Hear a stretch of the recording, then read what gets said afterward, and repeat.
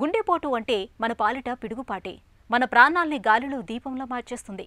అయితే గుండెపోటు అనేది ఉన్నట్టుండి విరుచుకుపడుతుందని నమ్ముతారు మనలో చాలామంది. కానీ అది నిజం కాదు.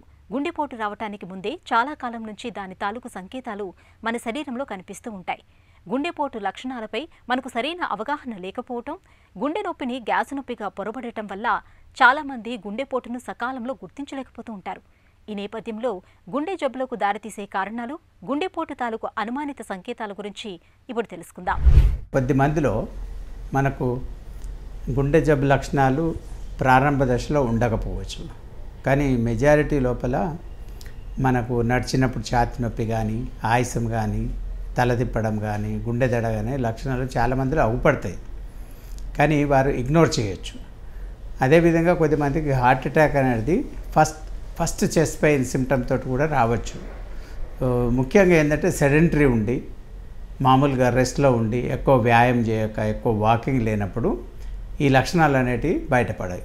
అందుగురించి అంటే మనకు పర్టికులర్లీ ఏజ్ ఎక్కువ ఉన్నప్పుడు, 40+ ఉన్నప్పుడు, రిస్క్ ఫ్యాక్టర్స్ ఉన్నప్పుడు, వారు ఎప్పుడైనా కానీ నడిచినప్పుడు, బిగబట్టినప్పుడు, ఆయాసం వచ్చినప్పుడు మనము డెఫినెట్గా గుండెకు సంబంధించిన పరీక్షలు చేసుకొని ఉందా లేదా అని నిర్ధారించుకోవాలి. ముఖ్యంగా డయాబెటీస్, బ్లడ్ ప్రెషరు, కొలెస్ట్రాల్ ఎక్కువ ఉన్నప్పుడు, ఫ్యామిలీలో హిస్టరీ ఉన్నప్పుడు, ఎక్కువ ఒబేసిటీ ఉన్నప్పుడు ఈ కార్డియాక్ చెకప్ చేసుకుంటే మనము ముందే దాని ఎలాంటి వచ్చే అవకాశం ఉందా లేదా అనేది నిర్ధారించి రాకుండా ప్రివెన్షన్ చేసుకోవచ్చు.